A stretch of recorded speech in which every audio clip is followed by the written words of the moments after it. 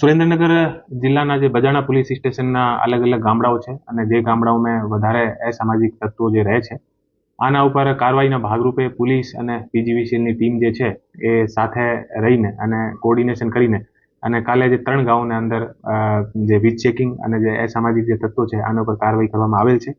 કાલની જે કાર્યવાહી હતી અમે બજાણા પોલીસ સ્ટેશનના ગેડિયા ગામ, ખેરવા ગામ અને જેજડી ગામ એ જે 3 ગામ હતા આ 3 ગામ પર અમે લોકો કાર્યવાહી કરી છે. 3 ગામમાં લગભગ 80ના આસપાસ લોકો જેને ઉપર પ્રોહિબિશનના ગુસ્સી ટોકના અલગ અલગ જે ગુનાઓ હતા આ લોકોના ઘરે વીજળીની ચેકિંગ કરી છે અને લગભગ તમામ જેટલા ઘર હતા આ ઘરે વીજળીની ચોરી અમે લોકોને મળી છે.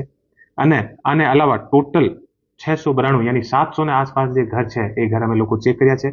બજાણા પોલીસ સ્ટેશનમાં જે ગુસ્સી ટોકનો જે ગુનો દાખલ છે આના જે મેન આરોપી છે એ તમામ આરોપીઓના ઘરે ગેડિયા ગામમાં પોલીસ દ્વારા અને પીજીવીસીએલની ટીમ સાથે રહીને અને ચેકિંગ કરવામાં આવી છે. કાલે જે ટોટલ પીજીવીસીએલ દ્વારા જે દંડ આપવામાં આવેલ છે આ દંડની જે ટોટલ રકમ છે આ 1,32,80,000ના જે દંડના નોટિસ તમામ લોકોને આપ્યા છે. અને આને અલાવા ટોટલ ગેરકાયદેસર મીટર લગભગ 42ના આસપાસ જે મીટર છે એ પણ પીજીવીસીએલ દ્વારા ઉતારીને અને આને કબજા કરવામાં આવેલ છે.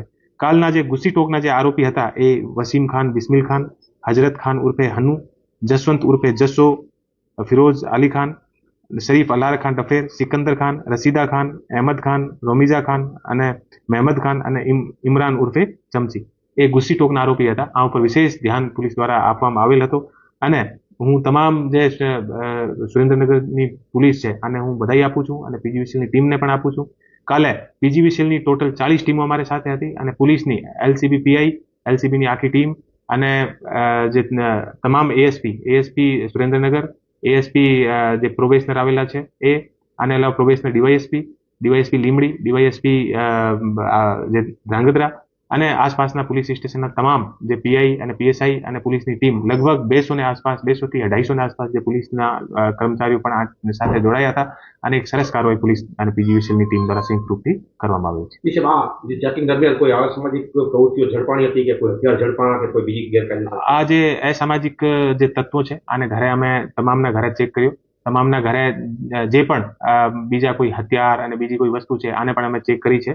અત્યાર સુધી અમને કોઈ વસ્તુ મળવામાં આવેલ નથી અને આને સાથે બીજા જે ગેરકાયદેસર જે વ્હીકલ હોય કોઈને બગેર નંબર વ્હીકલ એ પણ પોલીસ દ્વારા અલગ અલગ જગ્યાથી કબજા કરવામાં આવેલ છે અને વેપન અને બીજા બધા કોઈ ધારિયા હથિયાર એ તમામ પણ પોલીસ દ્વારા ચેક કરવામાં આવે છે. આવા જે અસામાજિક તત્વો છે એની પર હવે પછી કેવી પોલીસ કાર્યવાહી હાથ ધરશે?